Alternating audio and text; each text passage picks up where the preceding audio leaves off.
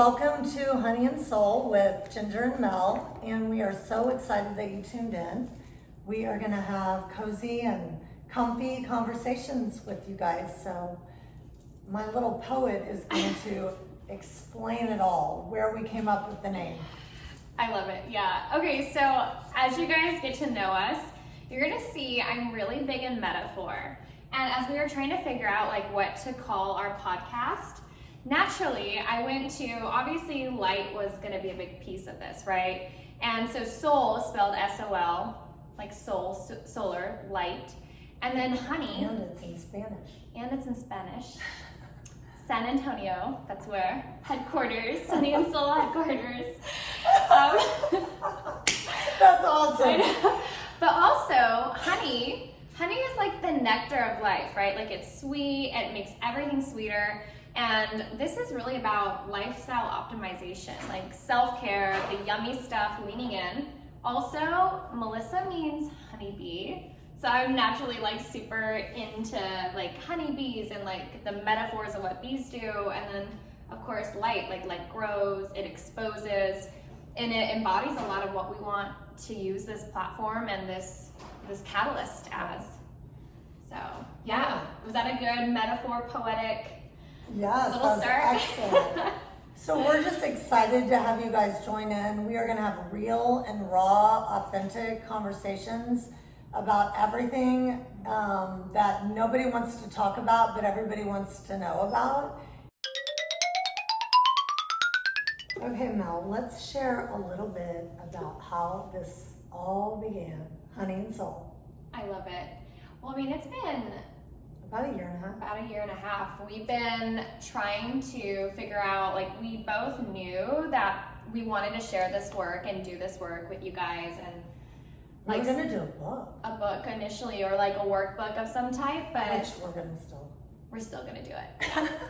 But this has been just unfolding in time. I originally met Ginger. You were a yoga student of mine. And we've shared that in another video, just kind of that story and like how we originally met. But this has been a project that we've been working on with a desire to be something unique and refreshing around conversations, obviously about energy. I mean, that is the foundation to a lot of this stuff. And hopefully we can debunk a lot of the woo-woo and make it very practical. Right. We want to talk about things that help you guys understand the law of attraction and quantum law and quantum theory. Yeah. Also talk about relationships and, you know, kids. Yeah, parenting, just so, and business optimization, creativity. Yeah, lots of different topics. And I think that kind of leads us to talking about why we're different. Why should you care? Why should you want to even tune into this? Because we're fun. I mean, look at us. We're just fun. We just have this energy together. We're so different. So yin and yang. So yin and yang. Who am I? Am I yin or you? I don't know. I like to think I'm yin. Okay. But I don't think I really am. I'm learning. Explain that a little. Like, they may not even know what yin and yang is. So this is a great example. And by the way, we're going to be like open books. And so I used to think that I was like super soft, and I am. Like, everything I create is cozy and relaxing, but I have a tendency to be really rigid. Like, look at me, I'm holding a journal. Like, I'm like structured to the T, and it's definitely served my business. Like, even in my marriage, I always, you know, my husband's much softer and sweeter, and I'm like, let's get it done. You know, like plans, I always joke, like if I don't plan it, we'll be sleeping on someone's floor. Like, because he's just so like go with the flow, and I'm very, so when I talk about being, yin is more of like feminine energy, soft, restorative, where yang is masculine, it's structured, rigid, pushing, moving. So as you see, I was telling Ginger earlier, I'm like, I am the earth and she is the water nourishing everything, but I hold the stability, right? Yes, absolutely. I don't know what I'd do without her, because she likes to, you know, kind of take like the bullet points, and I'm just like, no, let's just do freestyle. Freestyle it. Let's just like talk about, you know, but I love it. I love it. I think too, when you look at what makes us different, so yes, as like we're hilarious and funny and fun, and you're getting a lot of vulnerability and bravery and courage in this experience that we're sharing with you. But the other thing too is like this is practical integration. The work that we're guiding you through, and we call it honey and soul work.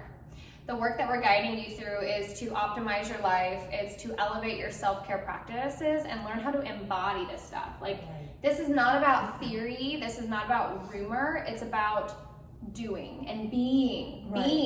Being in the present moment and really learning how to stay there. And when the world around us is doing what they do, we can stay present to the people that matter. Yeah. Because it's so easy in this world, and we talked about that earlier about technology, and one of our soul work assignments is going to be doing a technology cleanse. Yeah. You know, and that's hard. I mean, I've tried it for a day. I think I've gone 2 days, and I was like, where's my phone? Oh my gosh. And I come back to like all these text messages and emails, and you're like, oh, you know. Well, it's because we are such in a pattern of consuming and feeding and like needing to be validated. Like our mind is constantly, and this is why we're not embodied. Like we're so much up here, constantly like, what can I take? What can I consume? What's going to benefit me? And I know that sounds really like harsh and egotistical, but if you're really honest with yourself, like everything you do is like, well, how am I going to get something out of it? Yeah, it is true. And it's an energetic exchange, but we just surrender so much of our peace and ourselves to technology, to what we think people want from us. Like we just give it away. And what I've seen too is that we're so intuitive.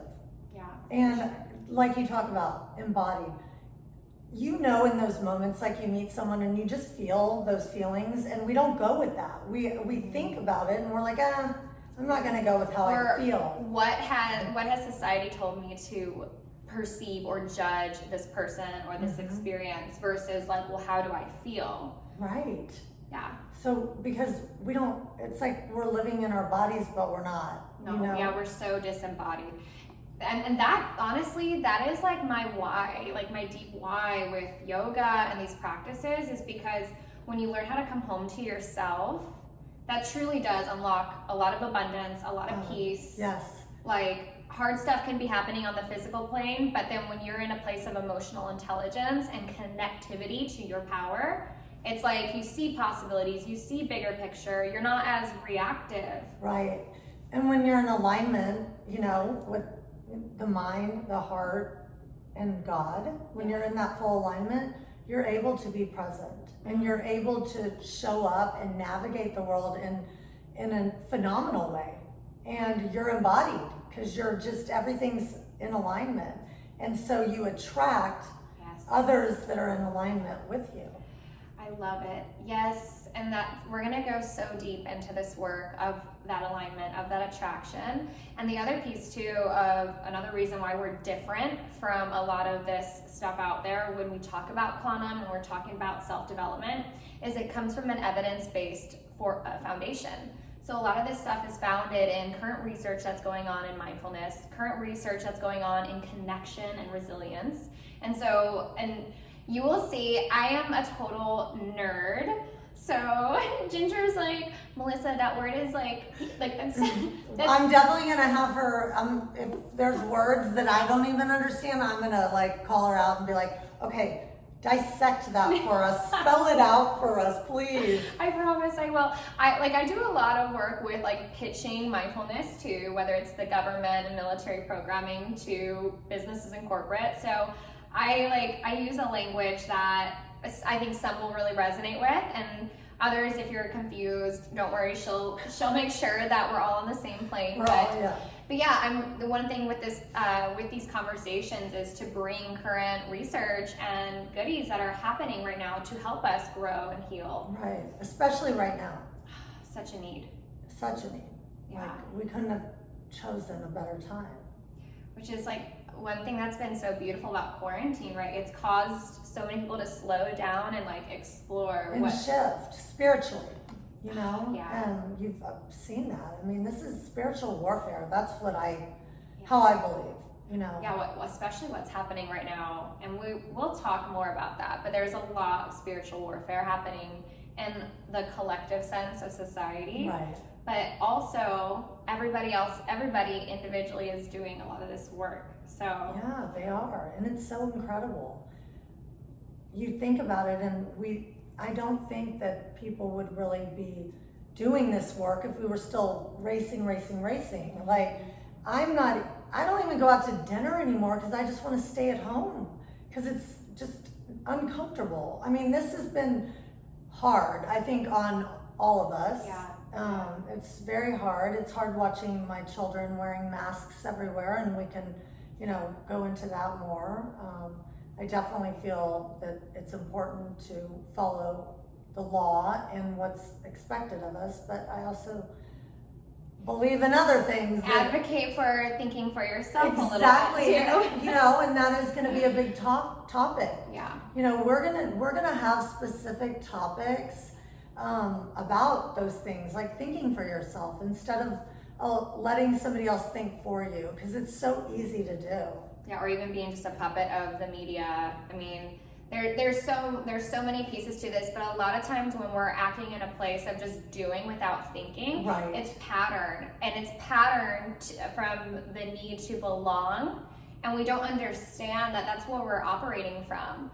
But through the work that we're trying to give you here and these conversations to plant seeds for you to discover that self-actualization that can get you to a place to do what you do because you know why you're doing it, because you're convicted, because you're in alignment. Yes, alignment. I love it. Well, another thing too, we will be giving, as we said, with the homework and the practical integration, we also are going to be focusing a lot on like education in the sense of like off the mat stuff too. So like your home environment, we just talked a little bit about politics without really going into politics. We're talking about your exercise and fitness routines, all of the things, because even just your home, like that matters so much, like where things are placed, like clutter, even the way you dress. Well, I don't know if you've heard this, but if you think about it, if your house is cluttered and your car is cluttered, you're cluttered. It's like you need to clean. When you clean all that out, it's like you just feel you're just clear. Yeah. I think one of the hardest places to operate from is a place of confusion. Say that again. I think one of the hardest places to operate from is a state of confusion. Yes. Clarity is so important with everything that we do. If we are clear and have an intention and set that intention, then we are able to, at least I am able to operate from a place of love and acceptance and accepting people for who they are and where they are at in their life. Well, confidence is a byproduct of clarity, right? If you want to live your life with confidence, it's about being clear about who you are. Right. I mean, period. But we have spent years trying to protect who we are inside. And so, I don't know, I know we were talking about like the soul work, like the honey and soul work for this first episode. And a lot of it, you guys, is we want to start inviting you to explore like what feels most like you. Right, exactly. Like, when do you feel most like you? Exactly. And writing that down and practicing that. Yeah. One of the hardest things I think for people to do is to really, for me as well, is to practice it, is to get up every day and have that routine and practice it. Mine is meditating. And if I forget, and there are times that I'll wake up and I've got to get the kids to school and do this, and I won't meditate, I feel off. Like, what did I miss today? And I'll go back and say, I missed meditating. Yeah. I feel that with coffee. Like if I don't get like my home coffee, like I'll be like, you know what, I'll just swing by Starbucks. I'll feel a jolt. Like I know that someone might be evaluating this and going, well, that sounds like an addiction. But no, you know, it's just like there's things that you feel most like yourself. right. Like there's music I listen to that makes me feel most like me. My practices, my blankets, different like outfits I wear. I mean, just ways we were talking about. Finishing my sleeve. Awesome. And just like I love tattoos, I love like these things feel like me. Yeah, they feel like you, and you do you. Yeah. You do you, and that's so awesome. Oh. You know.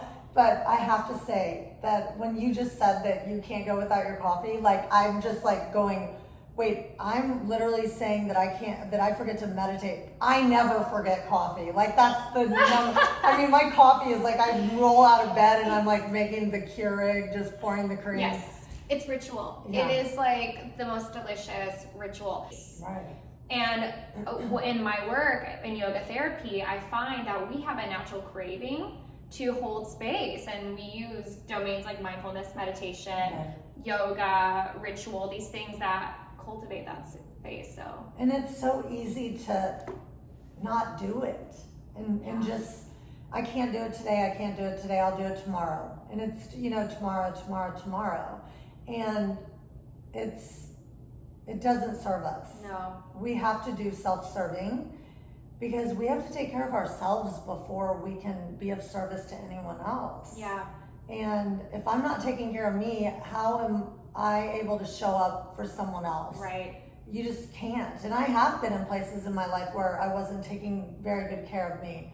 And I was not able to show up authentically and real in other relationships. Yeah. So ultimately those relationships didn't last, right? Mm-hmm. So I had to learn and practice how to start taking care of myself. And when we talk about taking care of yourself and self-care, we're not talking about going and getting a manicure and a pedicure and our eyelashes done, because I get all those things. All those things are great, but I do that to because like personal hygiene.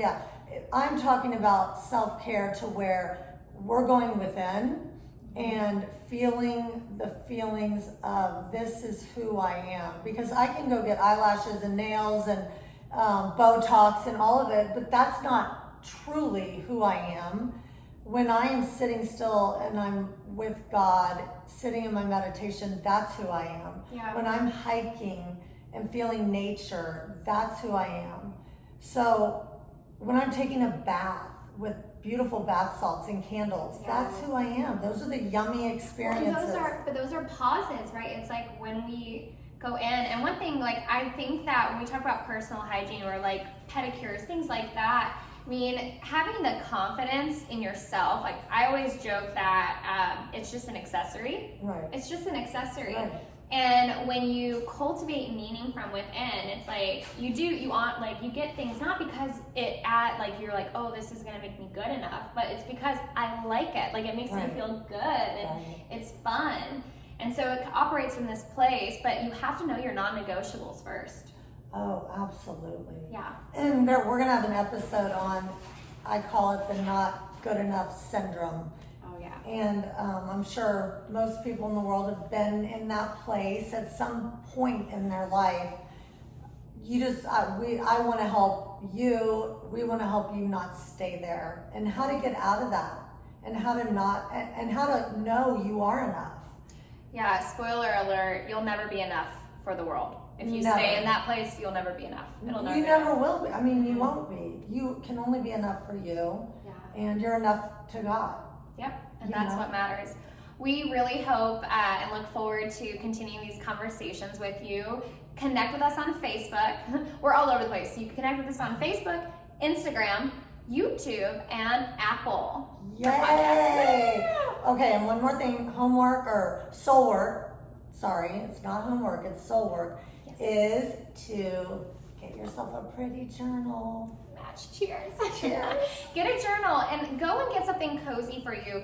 We hope that this can be our videos and our the work that we're sharing with you guys can outline a process and practice that you can apply so you can embody this stuff. Right. So go get your cozy journal. Yeah, go get your journal, and we can't wait to see you back here.